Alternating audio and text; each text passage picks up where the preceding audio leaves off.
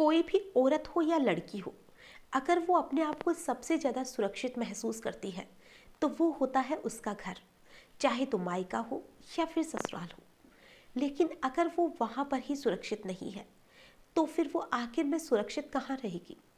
आज जो मैं आपको कहानी सुनाने वाली हूँ वो कहानी भी कुछ ऐसी ही है, जिसमें कि एक ससुर, एक पिता अपनी ही बेटी और अपनी ही बहू पर गंदी नजर रखता था।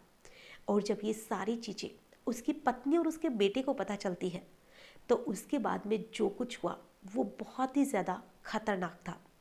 आज की कहानी को जब आप सुनेंगे तो आप भी सोचने पर मजबूर हो जाएंगे कि जो पिता और जो ससुर, जिसके ऊपर एक बेटी और बहू की जिम्मेदारी होती है, लेकिन अगर वो उस जिम्मेदारी को भूल के एक अपना ऐसा चेहरा दिखाए जिसको देखने के बाद में लोगों का रिश्तों में से विश्वास ही उठ जाए। आज की जो कहानी है आपको हैरान कर सकती है, आपको परेशान कर सकती है। नमस्कार, आदाब, सत श्री अकाल। मैं हूं नंदिनी यादव। आज जो मैं आपको कहानी सुनाने वाली हूँ या कहीं की जो सच्ची घटना बताने वाली हूँ, ये घटना है पूर्वी दिल्ली के पांडव नगर की, जहाँ पर एक व्यक्ति जिसका नाम अंजन दास था, वो अपनी पत्नी राम प्यारी और अपने एक बेटे दीपक, अपनी एक तलाकशुदा बेटी और अपनी बहू के साथ रहता था। सब कुछ ठीक ठाक चल रहा था। लेकिन एक शाम को अचानक ही जो अंजन दास था वो अपनी बेटी के साथ छेड़छाड़ी करने लग जाता है। और जब उसकी बेटी इस चीज़ का विरोध करती है और वो अपने पिता से कहती है कि पिताजी, आप शायद भूल रहे हैं कि आप मेरे पिता हैं और आप ये कैसी हरकत कर रहे हैं, कि आपको बिल्कुल भी शर्म नहीं आ रही है।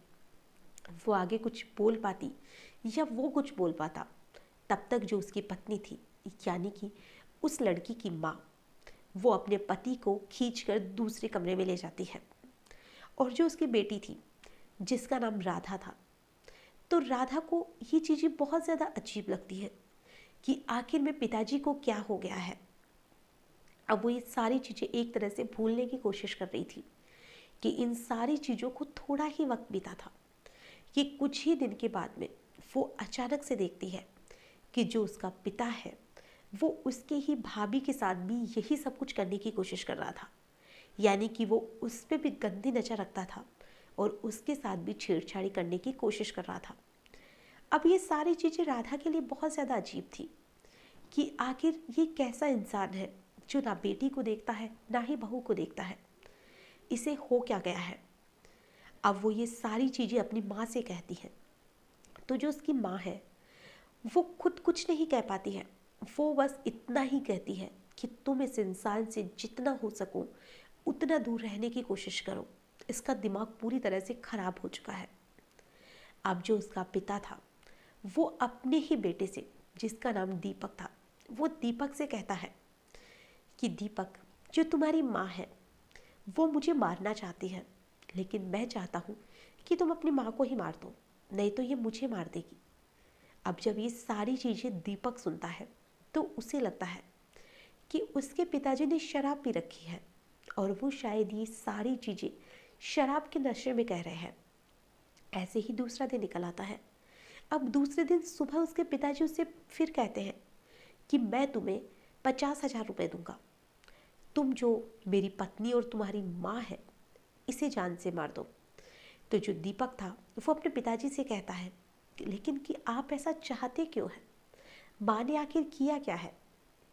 तो जो अंजन दास था वो दीपक से कहता है कि बेटा, मैं इसका तीसरा पति हूँ, ये 2 पतियों को पहले ही खा चुकी है और अब ये चाहती है कि ये मेरी भी जान ले ले, और ऐसे ही ये तुम्हारी पत्नी और तुम्हारी बहन को भी मारना चाहती है, और अब ये मुझे छोड़कर किसी और के पास जाना चाहती है क्योंकि इसे रोज नए नए आदमियों की आदत है। अब जब दीपक ये बात सुनता है तो वो बहुत बुरी तरह से चौंक जाता है, क्योंकि उसने अपनी माँ के लिए ऐसा ना ही कभी सोचा था और ना ही उसने ऐसा अपनी माँ के बारे में कभी भी कुछ देखा था कि उसे अपनी माँ पे शक हो या फिर उसे कभी भी ऐसा कुछ लगा हो। उसे इन सारी चीज़ों पे विश्वास नहीं होता है, तो वो सीधा अपनी माँ के पास जाता है और वो अपनी माँ से कहता है कि माँ, पिताजी तुम्हें मारना चाहते हैं और इसलिए वो मुझे 50,000 रुपये की सुपारी दे रहे हैं। तो जो उसकी माँ है वो उससे कहती है कि ऐसा क्यों। तो जो दीपक था वो कहता है कि पिताजी का कहना है कि अगर मैं तुम्हें नहीं मारूंगा तो तुम अब मेरे पिताजी को मार दोगी। तो क्या ये बात सच है? क्या तुम मेरे पिताजी को मारना चाहती हो?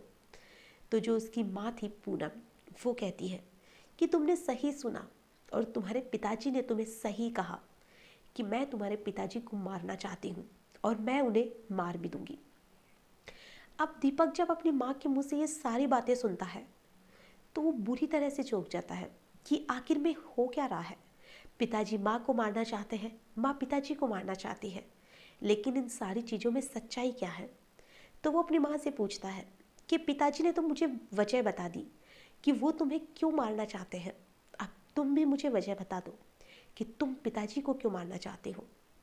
तो जो उसकी माँ है वो कहती है कि जो तुम्हारे पिताजी अंजन दास है, उनकी पहले ही शादी बिहार के आरा में हो चुकी है और उनके वहाँ पर 2 बेटियाँ और 1 बेटा भी है। और वो यहाँ से कुछ जेवरात चुराते हैं, कभी पैसे चुराते हैं और वो ये सारी चीज़ें बिहार पहुँचाते हैं। लेकिन मुझे इस चीज़ से भी कोई अफसोस नहीं है, ना ही कोई दुख है। लेकिन जो तुम्हारे पिताजी हैं उनकी नीयत खराब है और वो तुम्हारी पत्नी और तुम्हारी बहन पर गंदी नज़र रखते हैं, जो चीज़ मैं कभी भी बर्दाश्त नहीं कर सकती हूँ। अब जब दीपक ये बात सुनता है तो वो भी चौंक जाता है कि इधर पिताजी कहते हैं कि माँ खराब है, माँ के किसी और के साथ संबंध है, लेकिन यहाँ पर जो माँ है वो तो पिताजी के लिए बहन और मेरी पत्नी का ही नाम ले रही है। तो दीपक इस चीज़ को नहीं मानता है कि मैं नहीं मान सकता। तो जो उसकी माँ थी वो कहती है कि अगर इस चीज़ में थोड़ी भी झूठ हो तो तुम जैसा तुम्हारे पिताजी ने कहा है तुम वैसा ही करना और मेरी जान ले लेना, लेकिन तुम पहले अपनी पत्नी और अपनी बहन से पूछो कि इन सारी चीज़ों में कितनी ज़्यादा सच्चाई है। तो जो दीपक था वो अपनी पत्नी को बुलाता है, अपनी बहन को बुलाता है। अब उनसे वो ये सारी चीज़ें पूछता है कि क्या ये सारी चीज़ें सच है। तो उसकी पत्नी और उसकी बहन इन सारी चीज़ों की हाँ कर देती है। अब जो दीपक था वो बहुत ज़्यादा गुस्सा होता है और वो सोचता है कि अब क्या करूँ मैं। तो वो अपने पिताजी के पास जाता है, उन्हें शराब पिलाता है और शाम को जब उन्हें वो शराब पिला देता है तो उसी शराब पिलाने के बाद में वो अपने ही घर पे चाकू उठाता है और उस चाकू पे अपने पिता पे ताबड़तोड़ वार कर देता है, जिससे कि उसके पिताजी की वहीं पर मौत हो जाती है। अब उन्हें ये नहीं समझ आ रहा था कि अब पिताजी की लाश का क्या किया जाए। अब वो इन सारी चीज़ों को लेकर बहुत ज़्यादा कंफ्यूज थे कि आखिर करे तो क्या करें। इधर सारे घर वाले बहुत ज़्यादा डर चुके थे कि पुलिस के पास बात जाएगी, आसपास के लोगों के पास बात जाएगी। तो वो और उसकी माँ एक प्लान बनाते हैं कि जो उसके पिताजी की लाश है इसको उठा के जो पास में रामलीला मैदान पड़ता है उसकी झाड़ियों में फेंक देंगे। तो पहले तो वो उसका पूरा चेहरा खराब कर देते हैं ताकि कोई भी उसे पहचान ना सके, और फिर वो दूसरे दिन रात का इंतज़ार करते हैं। और अब दूसरी रात आने के बाद में वो उसकी लाश को एक गाड़ी में डालते हैं जो कि उनकी खुद की गाड़ी थी, और वो उसकी लाश को ले जाकर जो रामलीला मैदान के पास में झाड़ियाँ थी वहाँ पर फेंक आते हैं। उनके कपड़े भी दूसरे पहनाए जाते हैं और इस तरह से वो पूरी चालाकी और पूरी प्लानिंग के साथ सारा काम करते हैं और वो उसकी लाश को फेंक के आ जाते हैं। अब इधर जब 3-4 दिन का वक्त बीतता है तो जो उसकी अंजन दास की लाश थी उसमें से बदबू आने लग जाती है।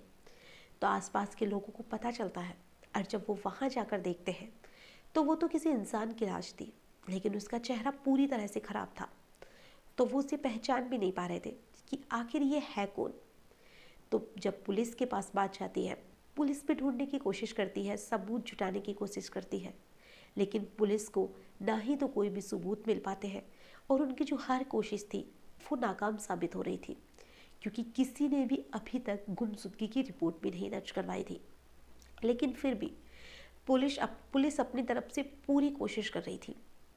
और अब वो जो आसपास की जितनी भी जगह थी वहाँ पर एक एक घर में जाके पूछताछ करती है कि क्या किसी घर में कोई इंसान गायब तो नहीं है। और जब वो ढूंढते ढूंढाते उस पूर्वी दिल्ली के पांडव नगर में जाती है तो वहाँ पर पता चलता है कि जो आसपास के लोग थे वो कहते हैं कि यहाँ पर अच्युत दास नाम का एक शख्स था, वो गायब है। जब उसके घर जाते हैं तो उनसे घर वालों से पूछताछ की जाती है तो जो उसकी पत्नी थी वो कहती है कि हाँ, 15-20 दिन से जो उसका पति है वो गायब है। तो जब पुलिस वाले उनसे ये कहते हैं कि फिर आपने ढूंढने की कोशिश क्यों नहीं की, तो जो उसकी पत्नी पूनम थी वो कहती है कि मेरे पति की बिहार के आरा में एक और शादी हो चुकी थी जो कि मेरे पहले हुई थी। तो मुझे लगा कि वो अपनी उसी पत्नी के पास चले गए हैं और वो आए दिन शराब पीते थे, इसलिए वो कई कई बार घर से गायब रहते थे। तो हमने उन्हें ढूंढने की कोशिश भी नहीं की। तो जब पुलिस वाले थे फिर वो और छानबीन में लग जाते हैं, आसपास के लोगों से और पूछताछ की जाती है। तो फिर जब कुछ लोग उसके घर वालों का ही नाम लेते हैं, जो कि उसकी पत्नी का नाम लेते हैं, वो कहते हैं कि जो उसकी पत्नी है उसकी ये तीसरी शादी थी और हो सकता है कि उसकी पत्नी ने जो उसके 2 पतियों के साथ किया वो ही शायद तीसरे के साथ कर दिया हो। अब जब पुलिस वाले फिर उसकी पत्नी से पूछताछ करते हैं और अब की बार पुलिस थोड़ी सख्ती दिखाती है और उससे ये पूछा जाता है कि तुम्हारे पहले वाले 2 पति कहाँ गए। तो जो उसकी पत्नी थी वो कहती है कि जो मेरा पहला पति था जो कि झारखंड का था वो अचानक से गायब हो गया, जो कि आज तक नहीं मिला। मैंने उसे ढूंढने की कोशिश की और मैं उसे ढूंढने के लिए ही दिल्ली आई थी, क्योंकि मुझे पता चला था कि वो दिल्ली में रहने लगा है, जो कि किसी और औरत के साथ रहता है, और मैं उसे ढूंढने के लिए ही झारखंड छोड़कर दिल्ली रहने लगी थी। लेकिन दिल्ली में भी जब उसका कोई पता नहीं चला तो उसी औरत पूनम ने कल्लू नाम के एक और शख्स से शादी कर ली, और जो कल्लू था उसके साथ भी उसका ठीक ठाक वक्त बीत रहा था। लेकिन जो कल्लू था वो अब उसके साथ मारपीट करने लगा था और वो बहुत ज़्यादा शराब पीता था। तो शराब ज़्यादा पीने की वजह से ही कल्लू की भी मौत हो गई। और अब जो उसका पति अंचन दास था उससे उसने शादी कर ली, यानी कि ये उसका तीसरा पति था। तो पुलिस को थोड़ा शक हुआ कि हो सकता है पूनम ने ही इसे भी मार दिया हो, लेकिन फिर भी जो पूनम है वो किसी भी चीज़ को नहीं मानती है और वो आखिर तक यही कहती है कि उसने उसके पति को नहीं मारा है। लेकिन जो पुलिस वाले थे वो जो उसकी बेटी थी, उसकी बहू थी, उनसे पूछताछ करते हैं और जब उनसे थोड़ी भी सख्ती दिखाई जाती है और पुलिस वाले जब उनसे अकेले में दोनों से पूछताछ करते हैं तो यही कहते हैं, उसके लिए कहते हैं कि तुम्हारी सास ने बता दिया है, उसे कहते हैं तुम्हारी ननद ने बता दिया है। और जब पुलिस वाले इस तरह से उनसे सवाल करते हैं तो वो दोनों ननद भाभी सारी चीज़ें पुलिस वालों को बता देती है कि माँ ने ही उसके पति और उसके ससुर, पिता और ससुर को मारा है। अब जब ये सारी चीज़ें पुलिस के सामने आती है फिर पुलिस वाले पूनम से पूछताछ करते हैं कि तुमने अपने पति को क्यों मारा। तो जो पूनम थी वो कहती है कि जो उसका पति था वो इसी लायक था कि उसकी जान ले ली जाए, क्योंकि जो इंसान अपनी बहू पर और अपनी बेटी पर गंदी नज़र रखेगा उसे तो जीने का कोई हक ही नहीं है। क्योंकि हमारे ही घर में मेरी बेटी और मेरी बहू सुरक्षित महसूस नहीं करती थी, वो दिन रात इसी डर में रहती थी कि क्या पता उसका जो पिता है और उसका जो ससुर है वो कब उसके साथ कुछ गलत कर दे। और यही डर मुझे हर दिन सताता था और इसीलिए इन सारी चीज़ों से दुखी होकर मैंने अपने पति की जान ले ली। जब पुलिस के सामने ये बात आई तो पुलिस वालों ने कहा कि आप चाहते तो पुलिस में कंप्लेंट कर सकते थे, आपको इतना बड़ा कदम उठाने की कहाँ ज़रूरत थी। तो जो उसकी पत्नी थी यानी पूनम वो कहती है कि अगर पुलिस के पास कंप्लेंट करती तो वो इंसान फिर छूट जाता, लेकिन मैं इसकी इस हरकतों से इतनी ज़्यादा परेशान थी कि मैंने दुखी होकर उसे मार दिया। और अब जो पूनम है उसे भी पुलिस ने अरेस्ट कर लिया और जो उसका बेटा दीपक था उसे भी पुलिस ने अरेस्ट कर लिया। हालांकि जो उसकी बेटी और बहू है उसका कोई गुनाह नहीं था, लेकिन फिर भी उन्होंने पुलिस से सारी चीज़ें छुपाई थी। लेकिन फिर भी उन लोगों को छोड़ दिया गया और बाकी उन दोनों को पुलिस ने गिरफ्तार कर लिया है। अब ये तो कोर्ट ही फैसला करेगा कि उन दोनों को क्या सज़ा दी जाती है। आज की जो कहानी है इसे सुनाने का हमारा उद्देश्य ना ही आप लोगों को परेशान करना है, ना ही आप लोगों का दिल दुखाना है। हमारा उद्देश्य आप लोगों को सतर्क करना है, आप लोगों को सावधान करना है कि इन सारी चीज़ों से आप जितना हो सके दूर रहने की कोशिश करिए। आज की कहानी में बस इतना ही, फिर मिलेंगे ऐसी ही किसी नई घटना के साथ। तब तक के लिए